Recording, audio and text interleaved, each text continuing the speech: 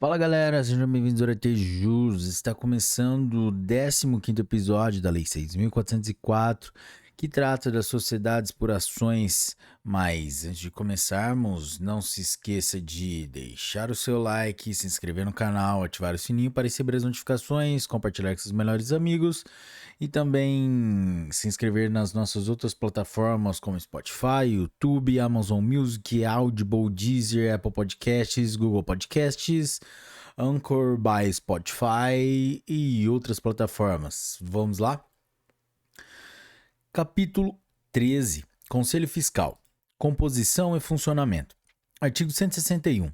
A companhia terá um conselho fiscal e o estatuto disporá sobre o seu funcionamento, de modo permanente ou nos exercícios sociais em que for instalado a pedido de acionistas. Parágrafo 1º. O conselho fiscal será composto de, no mínimo, 3 e no máximo 5 membros e suplentes em igual número, acionistas ou não, eleitos pela Assembleia Geral. Parágrafo 2º. O conselho fiscal, quando o funcionamento não for permanente, será instalado pela Assembleia Geral a pedido de acionistas que representem, no mínimo, 1/10 das ações com direito a voto ou 5% das ações sem direito a voto. E cada período de seu funcionamento terminará na primeira Assembleia Geral Ordinária após a sua instalação. Parágrafo 3º. O pedido de funcionamento do Conselho Fiscal, ainda que a matéria não conste no anúncio de convocação, poderá ser formulado em qualquer Assembleia Geral, que elegerá os seus membros. Parágrafo 4º. Na Constituição do Conselho Fiscal serão observadas as seguintes normas. A linha A. Os titulares de ações preferenciais sem direito a voto ou com voto restrito terão direito de eleger, em votação em separado, um membro e respectivo suplente. Igual direito terão os acionistas minoritários, desde que representem, em conjunto, 10% ou mais das ações com direito a voto. A linha B. Ressalvado o disposto na linha anterior, os demais acionistas com direito a voto poderão eleger os membros efetivos e suplentes que, em qualquer caso, serão em número igual ao dos eleitos nos termos da linha A mais 1. Parágrafo 5º. Os membros do Conselho Fiscal e seus suplentes exercerão seus cargos até a primeira Assembleia Geral Ordinária, que se realizar após a sua eleição, e poderão ser reeleitos.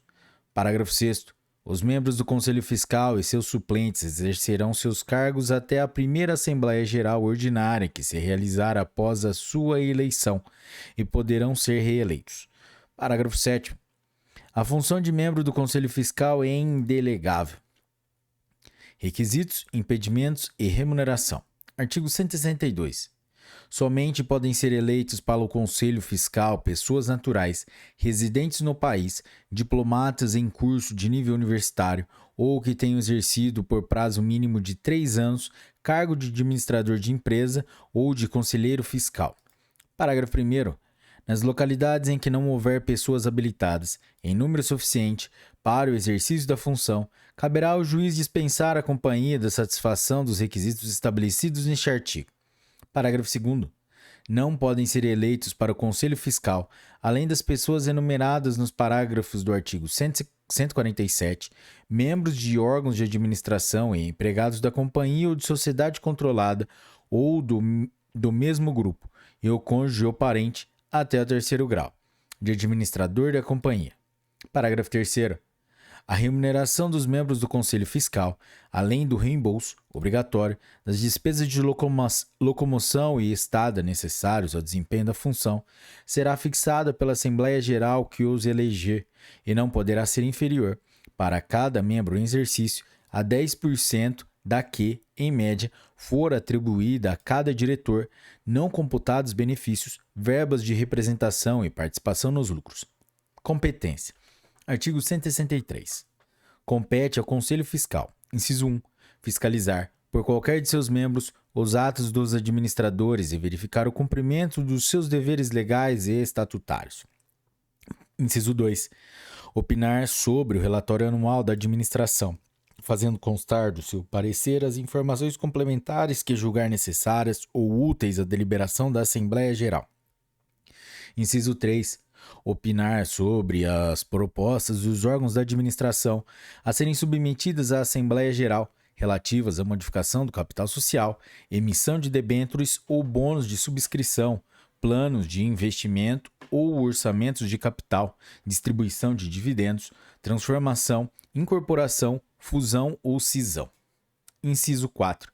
Denunciar por qualquer de seus membros aos órgãos de administração e, se estes não tomarem as providências necessárias para a proteção dos interesses da companhia, à Assembleia Geral, os erros, fraudes ou crimes que descobrirem e sugerir providências úteis à companhia. Inciso 5. Convocar a Assembleia Geral Ordinária, se os órgãos de administração retardarem por mais de um mês essa convocação, e a extraordinária, sempre que ocorrerem motivos graves ou urgentes, incluindo na agenda das assembleias as matérias que considerarem necessárias. Inciso 6. Analisar ao menos trimestralmente o balancete e demais demonstrações financeiras elaboradas periodicamente pela companhia. Inciso 7. Examinar as demonstrações financeiras do exercício social e sobre elas opinar. Inciso 8. Exercer essas atribuições durante a liquidação, tendo em vista as disposições especiais que a regulam. Parágrafo 1º. Os órgãos de administração são obrigados, através de comunicação por escrito, a colocar à disposição dos membros em exercício do Conselho Fiscal, dentro de 10 dias, cópias das atas de suas reuniões e, dentro de 15 dias do seu recebimento, cópias dos balancetes e demais demonstrações financeiras elaboradas periodicamente e, quando houver, dos relatórios de execução de orçamentos.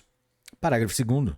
O Conselho Fiscal, a pedido de qualquer dos seus membros, solicitará aos órgãos de administração esclarecimentos ou informações, desde que relativas à sua função fiscalizadora, assim como a elaboração de demonstrações financeiras ou contábeis especiais. Parágrafo 3º. Os membros do Conselho Fiscal assistirão às reuniões do Conselho de Administração, se houver, ou da diretoria, em que se deliberar sobre os assuntos em que devam opinar. Números 2, 3 e 7. Parágrafo 4º. Se a companhia tiver auditores independentes, o Conselho Fiscal, a pedido de qualquer de seus membros, poderá solicitar-lhes esclarecimentos ou informações e a apuração de fatos específicos. Parágrafo 5º. Se a companhia não tiver auditores independentes, o Conselho Fiscal poderá, para melhor desempenho de suas funções, escolher contador ou firma de auditoria e fixar-lhes os honorários, dentro dos níveis razoáveis, vigentes na praça e compatíveis com a dimensão econômica da companhia, os quais serão pagos por esta. Parágrafo 6º. O Conselho Fiscal deverá fornecer ao acionista ou grupo de acionistas que representem, no mínimo 5% do capital social, sempre que solicitadas, informações sobre matérias de sua competência. Parágrafo 7º. As atribuições e poderes conferidos pela lei ao Conselho Fiscal não podem ser outorgados a outro órgão da companhia. Parágrafo 8º.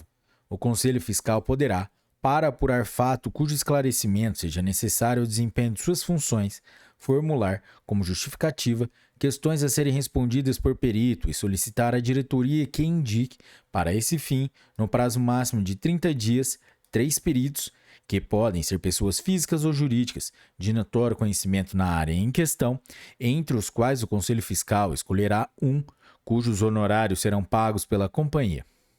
Pareceres e representações. Artigo 164. Os membros do Conselho Fiscal, ou ao menos um deles, deverão comparecer às reuniões da Assembleia Geral e responder aos pedidos de informações formulados pelos acionistas. Parágrafo único. Os pareceres e representações do Conselho Fiscal ou de qualquer um de seus membros poderão ser apresentados e lidos na Assembleia Geral, independentemente de publicação e ainda que a matéria não conste da ordem do dia. Deveres e responsabilidades. Artigo 165. Os membros do Conselho Fiscal têm os mesmos deveres dos administradores de que tratam os artigos 153 a 156 e respondem pelos danos resultantes de omissão no cumprimento de seus deveres e de atos praticados com culpa ou dolo, ou com violação da lei ou do Estatuto. Parágrafo 1º. Os membros do Conselho Fiscal deverão exercer suas funções no exclusivo interesse da companhia, considerar-se abusivo o exercício da função com o fim de causar dano à companhia, ou aos seus acionistas ou administradores, ou de obter para si ou para outra vantagem a que não faz jus e de que resulte ou possa resultar prejuízo para a companhia, seus acionistas ou administradores. Parágrafo 2º. O membro do Conselho Fiscal não é responsável pelos atos ilícitos de outros membros, salvo se com eles foi conivente ou se concorrer para a prática do ato. Parágrafo 3º. A responsabilidade dos membros do Conselho Fiscal por omissão no cumprimento de seus deveres é solidária, mas dela se exime o membro dissidente que fizer consignar sua divergência em ata da reunião do órgão e a comunicar aos órgãos da administração e à Assembleia Geral. Artigo 165-A. Os membros do Conselho Fiscal da Companhia Aberta deverão informar imediatamente as modificações em suas posições acionárias na companhia, à Comissão de Valores Mobiliários e às bolsas de valores ou entidades do mercado de balcão organizado nas quais os valores mobiliários de emissão da companhia estejam admitidos à negociação, nas condições e na forma determinadas pela Comissão de Valores Mobiliários. Capítulo 14. Modificação do capital social. Seção 1. Aumento. Competência. Artigo 166. O capital social pode ser aumentado. Inciso 1. Por deliberação da Assembleia Geral Ordinária para a correção da expressão monetária do seu valor. Artigo 167. Inciso 2. Por deliberação da Assembleia Geral ou do Conselho de Administração, observado o que a respeito dispuser o Estatuto, nos casos de emissão de ações dentro do limite autorizado no Estatuto. Artigo 168. Inciso 3. Por conversão em ações de debêntures ou parte beneficiárias e para o exercício de direitos conferidos por bônus de subscrição ou de opção de compra de ações. Inciso 4. Por deliberação de Assembleia Geral extraordinária convocada para decidir sobre reforma do Estatuto Social, no caso de inexistir autorização de aumento ou de estar a mesma esgotada. Parágrafo 1º. Dentro dos 30 dias subsequentes à efetivação do aumento, a companhia requererá ao Registro do Comércio sua averbação, nos casos dos números 1 a 3, ou arquivamento da ata da Assembleia de Reforma do Estatuto, no caso do número 4. Parágrafo 2º. O Conselho Fiscal, se em funcionamento, deverá, salvo nos casos do número 3, ser obrigatoriamente ouvido antes da deliberação sobre o aumento de capital. Correção monetária anual. Artigo 167. A reserva de capital constituída por ocasião do balanço de encerramento do exercício social e resultante da correção monetária do capital realizado. Artigo 182, parágrafo 2º. Será capitalizada por deliberação da Assembleia Geral Ordinária que aprovar o balanço. Parágrafo 1º. Na companhia aberta, a capitalização prevista neste artigo será feita sem modificação do número de ações emitidas e com o aumento do valor nominal das ações, se for o caso. Parágrafo 2º. A companhia poderá deixar de capitalizar o saldo da reserva correspondente às frações de centavo do valor nominal das ações ou, se não tiverem valor nominal, a fração inferior a 1% do capital social. Parágrafo 3º. Se a companhia tiver ações com e sem valor nominal, a correção do capital correspondente às ações com valor nominal será feita separadamente, sendo a reserva resultante capitalizada em benefício dessas ações. Galera, é isso aí. Esse foi o 15º episódio da Lei 6.404, que trata das sociedades por ações. Se você chegou até aqui, curtiu esse episódio, deixa o seu like e sua inscrição, que é muito importante pra gente, galera. E é isso aí, até a próxima, um forte abraço, bons estudos e tchau!